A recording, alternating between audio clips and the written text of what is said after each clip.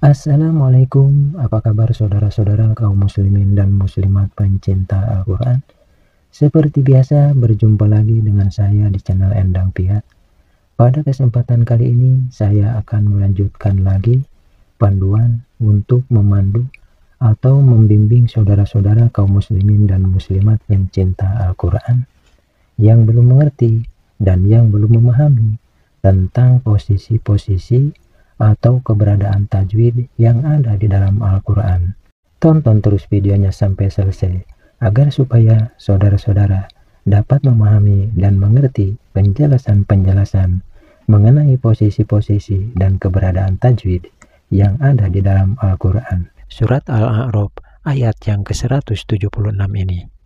Dan jika saudara-saudara suka dengan video ini, maka jangan lupa untuk di-subscribe, agar supaya saudara-saudara tetap mendapatkan pengetahuan tajwid berikutnya. Baiklah saudara-saudara, saya bacakan dulu ayatnya. A'udzu billahi minasyaitonir rajim. Bismillahirrahmanirrahim. Walau syi'na larafa'nahu biha walakinnahu akhlada ilal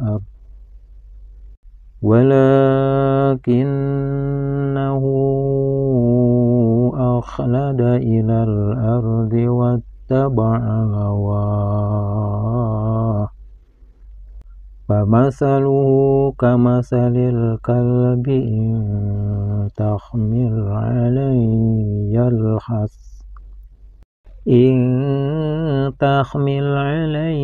yalhath aw tatrukhu yalhath dzalika mathalul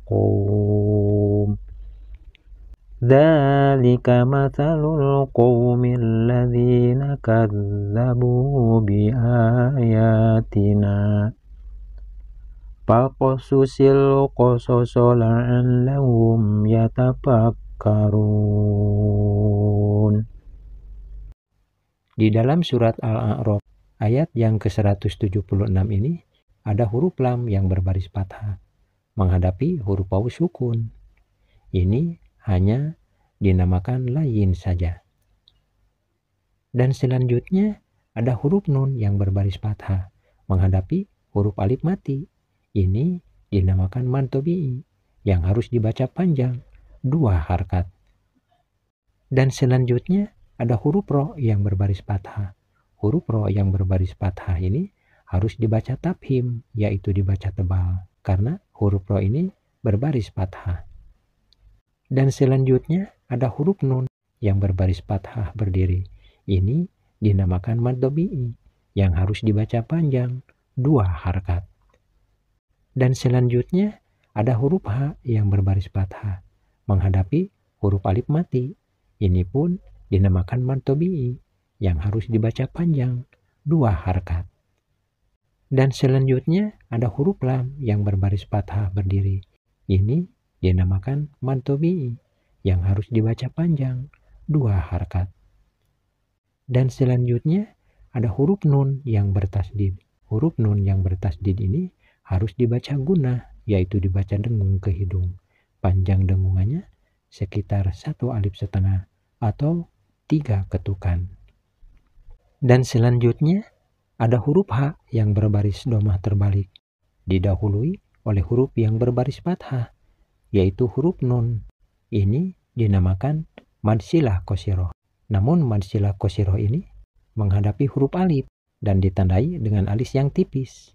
Maka kedudukan mad silah qasirah ini berubah menjadi mad silah tawilah yang harus dibaca panjang sekitar 5 harkat.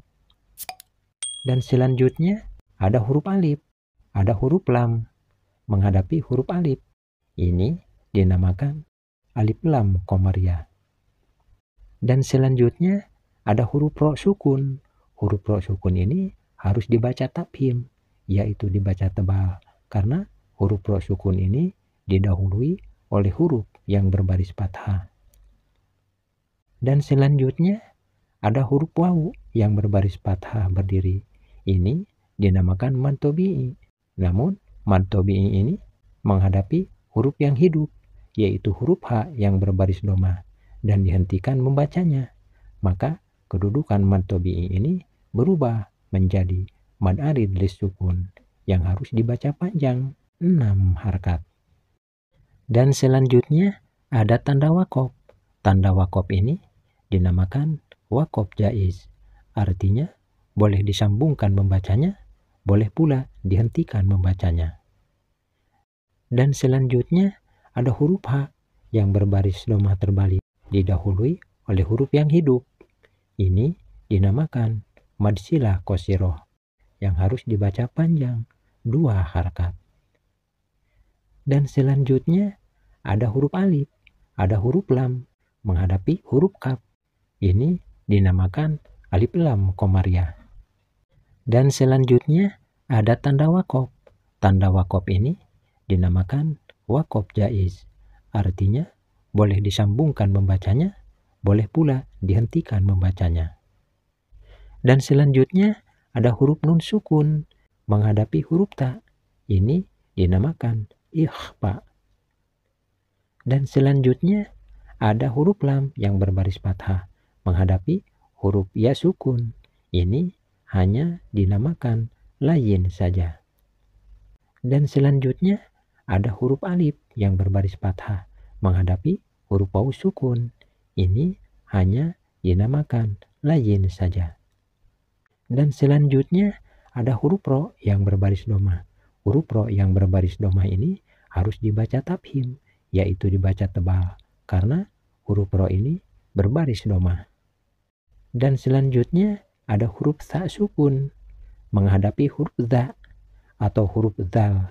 Ini dinamakan idgham mutaqaribain bila mana disambungkan membacanya. Dan selanjutnya ada tanda wakaf. Tanda wakaf ini dinamakan wakaf aula. Artinya lebih utama bila dihentikan membacanya. Dan selanjutnya ada huruf dha atau huruf dzal yang berbaris fathah berdiri. Ini dinamakan mad tabi'i yang harus dibaca panjang 2 harkat. Dan selanjutnya ada huruf alif, ada huruf lam menghadapi huruf qaf. Ini dinamakan alif lam komariah. Dan selanjutnya masih pada huruf qaf yang berbaris fathah menghadapi huruf waw sukun. Ini hanya dinamakan layin saja. Dan selanjutnya ada huruf alif menghadapi huruf lam yang bertasdid. Ini dinamakan alif lam samsiah. Selanjutnya ada huruf dha atau huruf dzal yang berbaris kasroh menghadapi huruf ya sukun. Ini dinamakan mad tabi'i yang harus dibaca panjang 2 harkat. Dan selanjutnya ada huruf ba yang berbaris doma menghadapi huruf waw sukun. Ini dinamakan mad tabi'i yang harus dibaca panjang 2 harkat.